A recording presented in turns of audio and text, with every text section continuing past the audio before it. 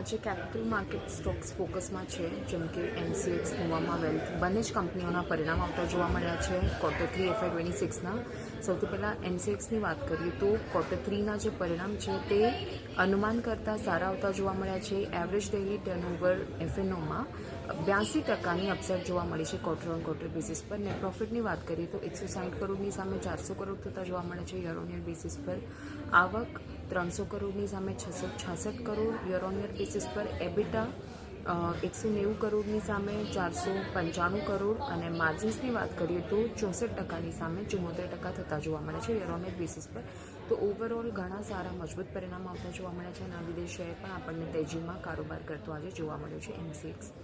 ત્યારબાદ નોવામા વેલ્થની વાત કરીએ, અહીંયા પણ Q3ના પરિણામ આવતા જોવા મળ્યા છે. નેટ પ્રોફિટ ફ્લેટ રહેતા જોવા મળે છે 254 કરોડ પર.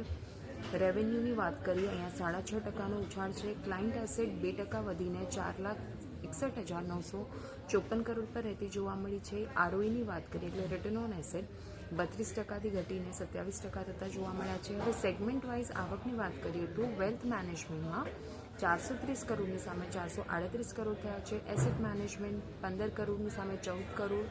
એસેટ સર્વિસ 172 કરોડની સામે 160 કરોડ અને કેપિટલ માર્કેટ 138 કરોડની સામે 161 કરોડ થતા જોવા મળ્યા છે. તો ઓવરઓલ કહી શકાય કે થોડા વીક પરિણામ આવતા જોવા મળ્યા છે નોવામામાં. એના લીધે આજે નોવામા દબાણ સાથે કારોબાર કરતો જોવા મળી રહ્યો છે.